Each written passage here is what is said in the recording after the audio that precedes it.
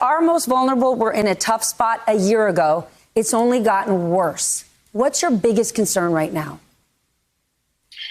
You know, the biggest concern that I have going forward is while we have an important injection of support that's come in, and it's important to really have a moment of celebration for what today represents. You know, today when we're looking at the passage of this bill, you know, today around $50 billion will start flowing to children who are living in poverty because of this bill and because of this act.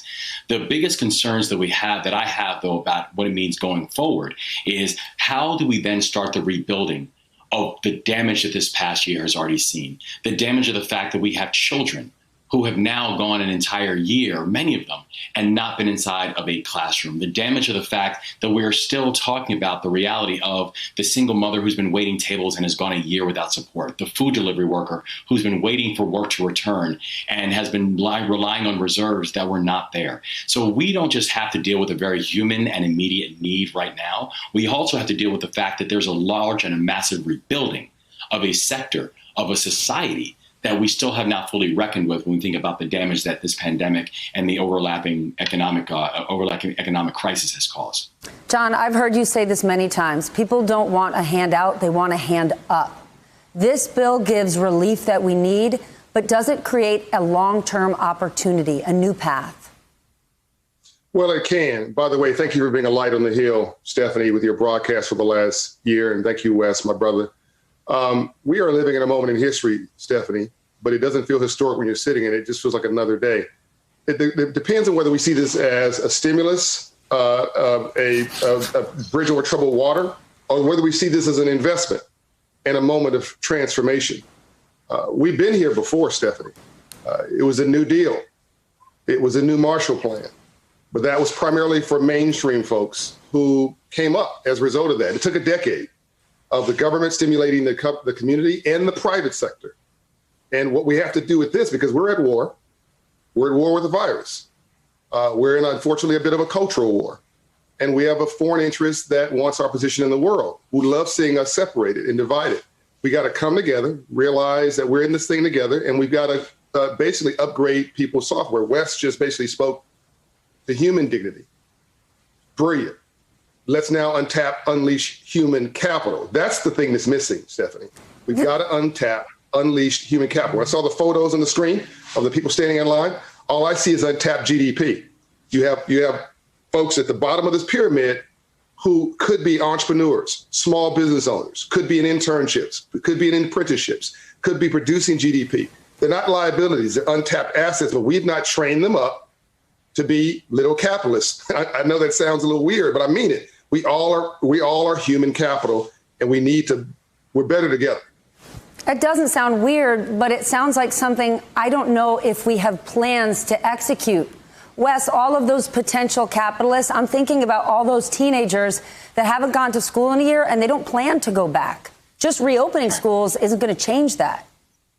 That's exactly right. And that's actually where it becomes our collective responsibility to understand that we cannot just think about the now, but we also have to start preparing them for the future. But the challenge is when you have so many people who are already living under the weight of poverty, the fact that we as a society have accepted a society where 29 million people remain without health insurance, where 1 in 6 children under 6 were already living in poverty. You know, there's the basics of what exactly is it that we see when we look at our children? What exactly when we see, as John was saying, when we look at our families, are they actually untapped assets? And so when we're talking about this larger rebuilding, this is going to be about how do we rethink our educational framework? How can we talk about rebuilding and rethinking the summer months that are coming up? But it is also about how does the private sector then play an important role as you're now hiring so many of our children who are then now working instead of being in the classroom? What becomes the collective responsibility that we all have to create those platforms to create lifelong learning opportunities and lifelong educational prospects for our children? Because if those are not there, we will continue having people who will just continue having the only options that they have are short-term resolutions to long-term challenges. And John, that collective responsibility speaks directly to how we remedy this cultural divide. How do we ensure that this rescue plan doesn't worsen it? I know all three of us have talked about expanded child tax credit, how this is going to potentially cut child poverty by 40%, a game changer for our whole country.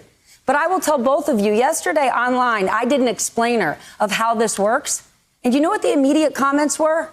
Why isn't this helping me? This is a wealth transfer. I'm just going to get taxed for this. Yeah, so first of all, GDP, everybody should understand, all we're talking about here is that you do this right. To quote you, Stephanie, you're expanding the table and you're adding a chair. Mm-hmm. No one's getting taxed here in the sense that no one's going to go backwards. This economy keeps getting bigger.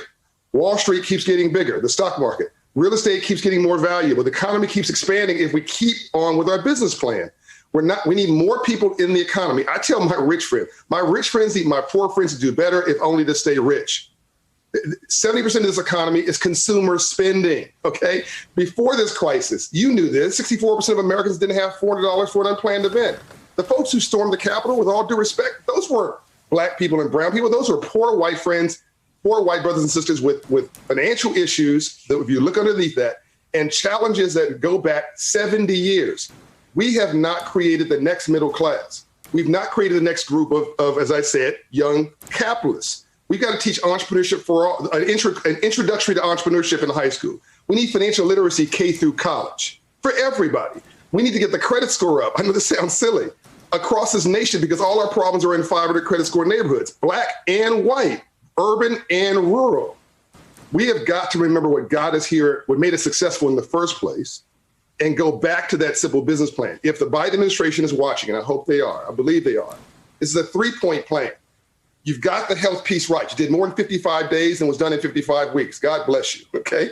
You've now got the stabilization right, because you got to get people out of a survival mode. Thank you, Wes, for bringing that up. But now you can't give somebody self-esteem. You need to teach people how to fish at scale, at scale. We have got to understand we're at war. We need a war business plan for a decade, between now and 2030. I call it the third reconstruction. And I think it'll add 2 to 3% of GDP, which will pay for all this stimulus. Thank you. Thank you. Thank you. Thank you very much. Thank all of you out there. Thank you as always. Thanks to at home. Thanks for watching. Thank you so much for letting us into your homes during these extraordinary times.